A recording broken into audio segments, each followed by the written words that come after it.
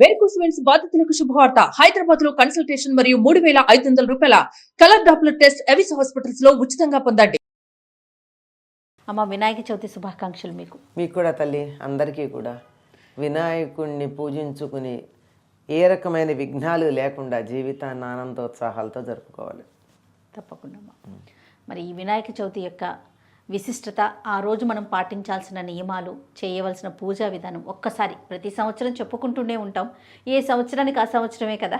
అవును, క్రితం సంవత్సరం చేసిన పూజ మళ్ళీ ఏడాది చేస్తున్నాం కదా. అది అట్లా ఏముందమ్మా వినాయక చవితి విశిష్టత అంటే, విఘ్నాలకు అధిపతి అయినటువంటి, గణాలకు అధిపతి అయినటువంటి విఘ్నేశ్వరుడు అవతరించినటువంటి రోజు.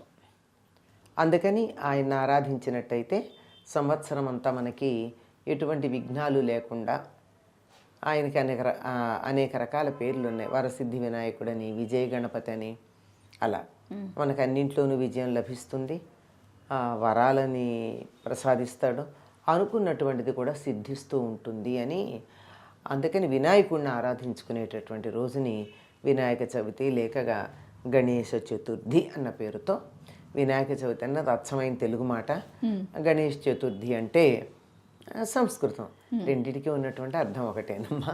అది మనం చేసుకుని వినాయకుడిని ప్రత్యేకంగా పూజించుకుంటాం. పూజా విధానం ఏంటమ్మా? పూజా విధానం అంటే, మనం ఏ పూజ చేసినా, ఏ వ్రతం చేసినా ముందు మనం నిత్యం చేసే పని చేసి తర్వాత చేయాలి. నిత్యం చేసే పూజా విధానం అవుతుంది.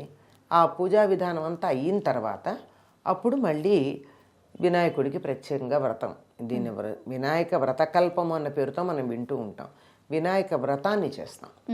ఈ వ్రతానికి మండపం ఏర్పాటు చేసుకుని, అంటే ఒక వేదిక, మనం ఇంట్లో దేవుడికి మందిరమో గూడో ఏదో ఉంటాయి, చాలా. లేని వాళ్ళు కూడా ఉండొచ్చు కదా. గోడకు ఒక ఫోటో తగిలించుకుని దేవుడికి దండం పెట్టుకునే వాళ్ళు కూడా ఉంటారు. అంటే పెద్ద భవనాలు ఉండాలని లేదు కదా భక్తికి పూజకిను. కనుక అట్లాంటి వాళ్ళకి ఆ రోజు మాత్రం ప్రత్యేకంగా వీలైతే ఇంటికి ఈశాన్యముల, లేకపోతే అక్కడ వీలైతే అక్కడ. పూర్వకాలం ఆవు పేడతో అలుకునేవాళ్ళు. ఇప్పుడు ఆవు పేడలు ఎక్కడ దొరుకుతున్నాయి? అమెజాన్లో ఆర్డర్ ఇచ్చుకోవాలి. ఎందుకు వచ్చింది? అదేమో జెర్సీది వస్తుంది, మనకు అనవసరం.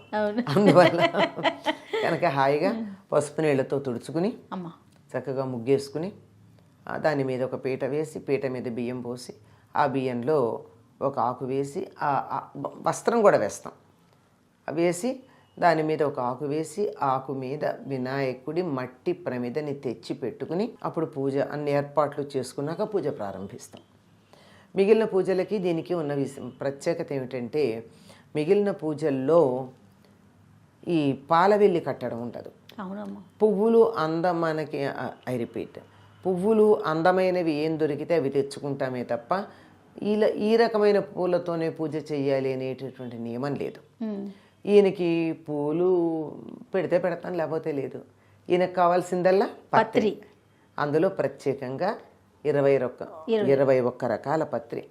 అది కాక అందులో ఒకటిగా ఉన్నా కానీ ప్రత్యేకంగా దూర్వాయుగ్మ పూజ అని చెప్పి గరికతో చేసే పూజ ఉంది.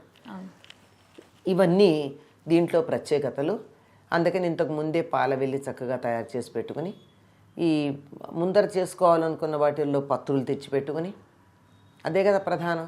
ఇవన్నీ పెట్టుకున్నాక మట్టి వినాయకుడిని ఆకులో పెట్టి పెడతాం. దానికి ముందు మరొక పసుపు ముద్ద వినాయకుడిని చేస్తాం. ఈయన మహాగణాధిపతి. ముందర ఈ మహాగణాధిపతికి పూజ చేసి, ఆయన్ని చేసేటటువంటి వ్రతంలో నాకు ఇటువంటి విఘ్నం రాకుండా చూడమని చెప్పి ప్రార్థన చేసి, అప్పుడు మనం వినాయక చవితి పూజ చేసుకుంటాం. ఈ వినాయక చవితి పూజలో మామూలుగా ధ్యానావాహనాది షోడశోపచారాలు, వినాయకుడి అష్టోత్తరం, ఇంకా కొంతమంది సహస్రనామాలు కూడా వెతికి తెచ్చుకుంటారు, వాళ్ళ ఓపిక. ఇవన్నీ చేసిన తర్వాత నివేదన చేస్తాం. ఈ నివేదనకు కూడా ప్రత్యేకత ఉంది. ఈ నివేదన ఉండ్రాళ్ళు చేస్తాం. ఆయనకి ఇష్టమని చెప్పి చేసిన తర్వాత కథ చదువుకుంటాం. సాధారణంగా ఏదైనా వ్రతం చేస్తే ఆ వ్రతం ఎటువంటి ఫలితాన్ని ఇస్తుంది అని నిరూపించడానికి ఒక కథ ప్రత్యేకం ఉంటుంది. అలాగే వినాయక వ్రత కల్పంలో ఉన్న ఈ శమంతకోపాఖ్యానంతో ప్రధానం అందులో, దాంతో కూడి ఉన్నటువంటి ఈ కథనంతా ఒకసారి చదువుతాం. ఇది అయిన తర్వాత పిల్లల చేత వినాయకుడి దగ్గర పుస్తకాలు పెట్టి పూజ చేయిస్తాం. స్వస్తిక్ వేయించుకుంటాం, స్వస్తిక్ వేస్తాం, శుభం కదా గుర్తు. ఓంకారం ఒక పక్కన ఓంకారం, ఒక పక్క స్వస్తికం వేసుకుని సువస్తి అంటే స్వస్తి అంటే బాగా ఉంటుంది, శుభంగా ఉంటుంది అని చెప్పడం. అలా వేసిన తర్వాత పిల్లలతో పూజ చేయించి వాళ్ళ చేత గుంజీలు తీయించి ఏమన్నా యథా ప్రకారం పిండి వంటలతో చేసుకుని పూజ చేస్తాం. ఇదమ్మా ప్రధానం. ఏకవింశతి పత్ర పూజ, దూర్వాయుగ్మ పూజ, వ్రతం, వ్రత కథ, వీటికి ప్రాధాన్యం వినాయక చవితి పూజలు.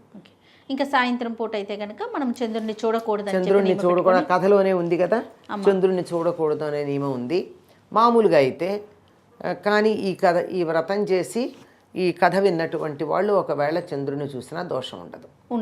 అక్షితలు నక్షత్రం. అందువల్ల చంద్రదర్శన దోషం పోవడానికి ఇది చేశాం గనక చూసినా సమస్య లేదు, అసలు చూడాల్సిన అవసరం ఏముంది. అమ్మ, మీరు చిన్నప్పుడు మట్టి వినాయకుడినే పెట్టేవారు, ఇప్పుడు కూడా మట్టి వినాయకుడినే పెడతారా? మట్టి వినాయకుడినే పూజ చేయాలమ్మా. అసలు వినాయకుడిని మట్టితోనే చేయాలి. ఏ రోజు తెచ్చుకోవాలమ్మా? మనం పూజ చేసే రోజే తెచ్చుకోవాలి. పూజ చేసే రోజే ఉదయం తయారు చేసి తెచ్చుకుంటాను. నేను తెచ్చుకుంటే పాచి వినాయకుడు అంటారు, పాచి బొమ్మ అంటారు. పత్రి కూడా ఆ రోజు పొద్దునే తెచ్చుకునేవాళ్ళం. మేము తలంటి పోసుకుని చక్కగా కొత్త బట్టలు వేసుకుని ఆ ఊరి చివర గట్ల మీద, పొలాల గట్ల మీద అక్కడ ఉన్నటువంటి పత్రి అంతా తెచ్చేవాళ్ళం. ఏది పడితే అది తేవకూడదు. 21 పత్రుల్లో ఉన్నటువంటివే తేవాలి. అవి తెచ్చేవాళ్ళం. తెలిసేవి మీకు? చాలా వరకు తెలిసే. ఇప్పుడైతే అన్నీ తెలుసు. అప్పుడు చాలా వరకు తెలుసు. ఎందుకంటే ఇంట్లో పెద్దవాళ్ళకి తెలుసమ్మా. బదరి అంటే రేగాకులు పట్టుకురండి, జల్లేడాకులు పట్టుకురండి, రావాకులు పట్టుకురండి, ఉత్తరేణి పట్టుకురండి. ఉత్తరేణి తెలుసు కదా, ఉత్తరేణి పట్టుకురండి అని చెప్పి వాళ్ళు చెప్పిన దానిమ్మ, అందరికీ తెలిసిన పేర్లు కనుక చెప్తున్నా. ఇవన్నీ పెద్దవాళ్ళు మాకు ఇవి తీసుకురండి అని చెప్తే మేము తీసుకొచ్చేవాళ్ళం. అంత తేలిగ్గా అయిపోతూ ఉండేది. కనుక ఇవన్నీ ఆ రోజే తెచ్చుకోవాలి. పత్రి ముందు రోజు తెచ్చి పెట్టుకుంటే పనికిరాదు. ఆఖరికి పూలు కూడా ఇప్పుడు మనం ఫ్రిడ్జ్లో పెట్టి చేస్తున్నాం కానీ పూజ నిన్నటి పూలు పూజ చేస్తామా? తప్పట్లా. ఎందుకంటే వాళ్ళు తెచ్చి ఇచ్చిన 10 రోజుల క్రితం బెంగళూరులో కోసిన చామంతులు అయి ఉంటాయి అవి, గులాబులు. అంచేత వాడుతున్నాము. పరిస్థితి అది. అందువల్లే చాలామంది పద్ధతి తెలిసినటువంటి వాళ్ళు ఈ పూలు ఏవైతే ఉన్నాయో కొన్నవి ఇవి అలంకారంగా వాడతారు కానీ పూజకు మాత్రం పెరట్లో ఉన్న నిత్యమల్లె పూలో, పారిజాతం పూలో, శంకు పూలో, గరుడవర్ధన, నందివర్ధన ఇవన్నీ ఉంటాయి కదా ఇంట్లో, ఇవే వాడతారు ఎక్కువగా పూజకి. మరి పటాలకు అలంకరించడానికి ఇవి పెట్టుకుంటూ ఉంటారు. ఎందుకంటే అవి పనికిరానివని కాదు, నిన్నటివో మొన్నటివో అని. అది పత్రి కానీ మట్టి విగ్రహం కానీ అప్పుడే మా చిన్నతనం గురించి అడిగారు కదా, కాలువలోంచి బంకమట్టిను అచ్చు తెచ్చుకుని కూర్చుని ఉండేవాళ్ళు. మనం వెళ్ళగానే మనం వెళ్ళగానే అచ్చులో ఈ బంకమట్టిని ఇలా పెట్టి గట్టిగా కొట్టి అచ్చు తయారయ్యాక వినాయకుడిని తీసి మనకి ఇచ్చేవాళ్ళు. వాళ్ళ దగ్గరే ఉండేవి 2 బియ్యం గింజలు, 2 కందిబద్దలు.